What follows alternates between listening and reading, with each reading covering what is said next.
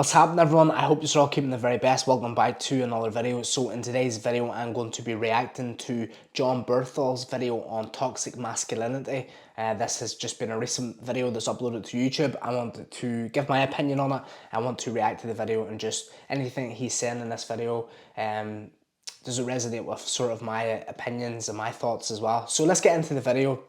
It's a great vantage point you have, because you can talk about it from this place of having experienced, or having experience with toxic masculinity, or people thinking that about you because of, whatever difficulties you've had in the past, or the fighting or whatever. They can just think like, oh, this is the point of view this guy's going to be coming at me from. And then for you to talk about how that can be a toxic formula and is not the answer, gives you an authority in that. I think that other people, it gives you a power to talk about that subject that maybe other people don't have. So obviously it's good that someone that's given advice from the point of view where they have been toxic themselves, insecure themselves, and I think we've all been there. And I know there's a lot of men out there right now suffering with a lot of problems. There's a lot of men out there suffering and need to reevaluate the situation for themselves. They need to almost have ego death, if that makes sense. So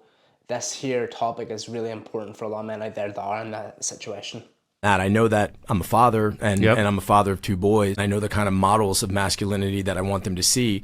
And I think, sometimes I've talked about this before, and I think sometimes it gets confusing. I do believe in discipline. I'm somebody, my kids, they practice martial arts. They know, they know how to handle themselves in the woods. I really think it's enormously important, not for them, but also just as equally important for my daughter to be able to defend themselves and to be able to handle themselves, and to, like, these things are, these sort of cornerstones of, I think, classic masculinity are super, super important. So I just wanted to pause it there for a second and just point out something that he's saying. So it's not just important to have these traits of discipline and strictness in your life. I think it's important not just for men but also for women as well. So although the topic here is toxic masculinity, and I think I get thrown around a lot. What is toxic masculinity? What is being toxic? That can that could be for anyone. That can be, you're toxic female,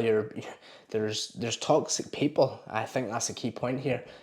Having masculine traits, working out, being physically strong, being known as the protector, the provider, being disciplined, doing stuff in the woods, chopping wood, doing manual heavy lifting for your woman or for whoever. That is obviously described and is masculine traits, but equally it's very important for women to also have these traits. So I think just based off that alone, what he's about to say here is also just goes for both people. But for anyone that's listening that really is struggling to understand masculinity, I think this is a great topic here. But equally important is being kind, is being empathetic, is to stand up for somebody who has less rights than you, somebody who's being picked on, somebody who's being put into the corner, somebody who's just sad. Getting in touch with a side of them that's softer, having the courage to do that. I want to again pause it here just to react back to that. So that's really important. Being compassionate, showing empathy, showing love and care. That there is such great traits that you want to have as a man.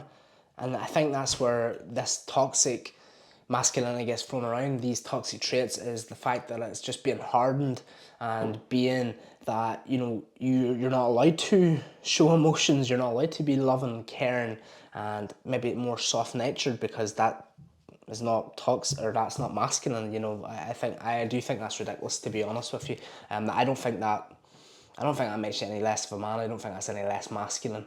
If anything, you could say it's actually more masculine, being able to be flexible within them traits, being able to jump from being the guy that can stand up for people, disciplined, who has honor, can handle himself, to being the guy that can show empathy. I think that's just as important. I had a guy on my show that I've just learned so much from, a dear friend of mine named Kevin Vance, who's a Navy SEAL and a firefighter, and just one of the just this wonderful human being. And he talks about the code of the samurai and how they knew how to fight and they knew how to use swords and they were warriors, but they also had to get in touch with their quote unquote feminine side and their ability to do calligraphy and to dance and to cook and to garden. And so yeah, just what he's saying there, you know, I remember thinking to myself, having like a skincare routine, like looking after my skin, smelling nice.